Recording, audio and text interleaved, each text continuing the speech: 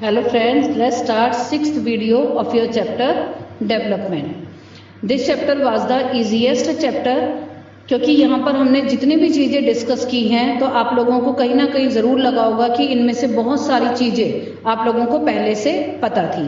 और यहाँ इस वीडियो में भी जो हम बात करने वाले हैं अबाउट द सस्टेनेबल डेवलपमेंट, ये आप काफ़ी क्लासेस से या अपने डे टू डे लाइफ में भी about the sustainable development you people are used to here.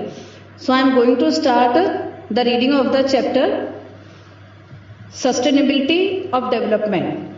Suppose for the present that a particular country is quite developed, we would certainly like this level of development to go up further or at least be maintained for future generation.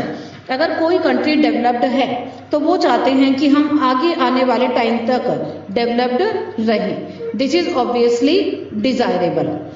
However, since the second half of the 20th century, a number of scientists, लेकिन it is obvious कि वो चाहते हैं हम developed हैं तो हम developed ही रहें. लेकिन second half of the 20th century scientist लगातार वार्न कर रहे हैं कि हमारा प्रेजेंट अगर ये डेवलपमेंट इसी तरीके से चलता रहा तो this development which can not be considered a sustainable, तो इसके साथ हम ज़्यादा लंबे समय तक नहीं रह पाएंगे.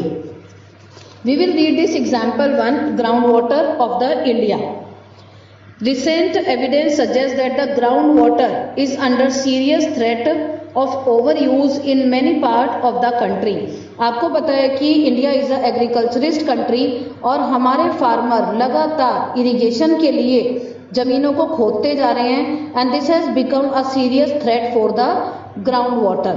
About 300 districts have reported a water level decline of over 4 metre during the past 20 year. पिछले 20 साल में 300 डिस्ट्रिक्ट ऐसे हैं जहां वाटर लेवल 4 मीटर नीचे जा चुका है. Nearly 1/3 of the country is over using this ground water reserve और आने वाले 25 ईयर्स में 65% of the country would be doing the same if the present वे. आने वाले 25 साल में 60% कंट्री की यही हालत होने वाली है अगर हम इसी तरीके से इस ग्राउंड वाटर को यूज करते रहे. Ground water over use is particularly found in agriculturist area. जैसा कि मैंने अभी आपको बताया था कि ग्राउंड वाटर सबसे ज्यादा फार्मर यूज करते हैं टू इरिगेट देयर लैंड. तो like it is a problem very much seen in the Punjab and western UP. Hard rock plateau area of center and south India, some coastal area, they are rapidly growing urban settlement. Now as groundwater, you know, it is an example of the renewable resource and these resources ये हमें nature ने provide किए हैं. As in case of जिस तरह से crop और plant भी हम कह सकते हैं कि रिन्यूएबल रिसोर्सेज हैं. However, even these resources may be overused, लेकिन हम इन रिसोर्सेज को ओवर यूज करने लग रहे हैं. For example, in the case of groundwater, if we use more than what is being replenished by rain, आपको पता है ग्राउंड वाटर कहाँ से आता है. जब बारिश होती है तो वही पानी सारा का सारा नीचे चला जाता है and is used as a ground water. तो अगर बारिश का अमाउंट कम होता जा रहा है, ग्राउंड वाटर हम ज़्यादा यूज करते जाएंगे, then of course that resource will finished. Non renewable resources पता है आपको are those which get exhausted after years of use. We have a fixed stock on earth and the non-renewable cannot be replenished. We have to discover the new resources. क्योंकि अगर ये खत्म हो गए तो हमारे पास ये दोबारा नहीं आएंगे. We need to find out the alternative. New sources in this way add to the stock. हमें नई नई चीज़ों की डिस्कवरीज करनी पड़ेगी. However, over time even this will, लेकिन अगर हम ऐसे यूज करते रहे तो आप कितने भी डिस्कवरीज करते रहे चीजें खत्म होती चली जाएंगी.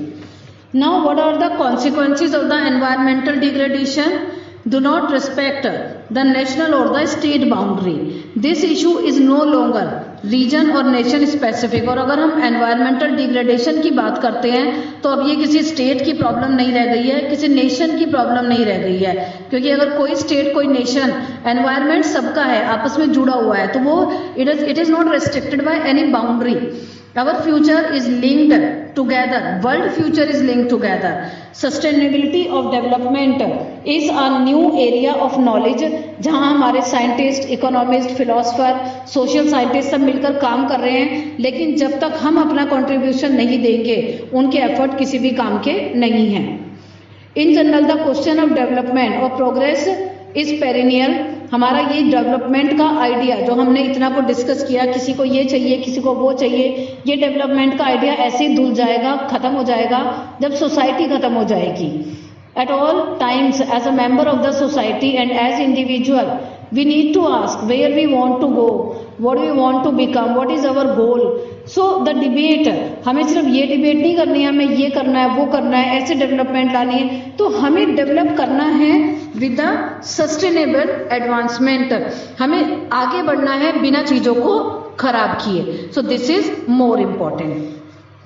So it was all in your chapter and what we are going to discuss in the next video. Chapter आपका complete हो गया है. In next video we will discuss the back exercise question and other important question जो कि आपके exam में पूछे जाते हैं. Because as you students are in 10th class, so I don't want कि आपका कोई भी ऐसा पॉइंट स्किप हो जाए जो आपको एग्जाम में देखकर ये लगे कि ये चीज तो हमें पता नहीं है. तो लाइन टू लाइन मैंने आपको चैप्टर बिल्कुल एक्सप्लेन किया है ताकि आपको कहीं कोई प्रॉब्लम ना आए, क्योंकि बोर्ड एग्जाम में आपके पैसेज भी आ जाते हैं, वहां से भी आपके क्वेश्चन पूछे जाते हैं. सो चैप्टर बहुत इजी था आपको और आई फील कि आपको बहुत अच्छे से समझ भी आया होगा. So in next video we will discuss the back exercise question answer of the same chapter. Till then good bye, take care.